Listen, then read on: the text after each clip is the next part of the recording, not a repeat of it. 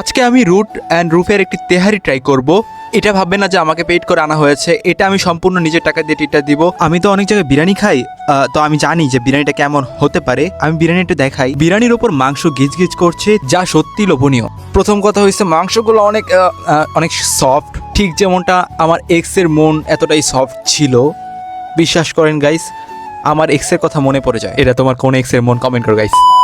Guys এখন আমি এক বাইট নিব। সো দেখা যাক। সব মাংস আমি কামড় দিলাম। ফার্স্টে মাংসটা নেই, কারণ স্বাদটা আপনি ভালো পাবেন। তো একটু শশা নেই আগে। এখন আমি দেখবো যে বাইটটা কেমন হয়।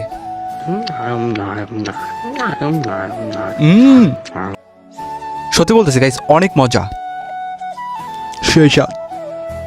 এরকম সুন্দর ও মজার তেহারি যদি খেতে চান তাহলে আপনারা রুট অ্যান্ড রুফে চলে আসবেন। অত্যাধুনিক নন্দনীয় কি বলে এটাকে, আনন্দনীয় কি বলে রেস্টুরেন্ট।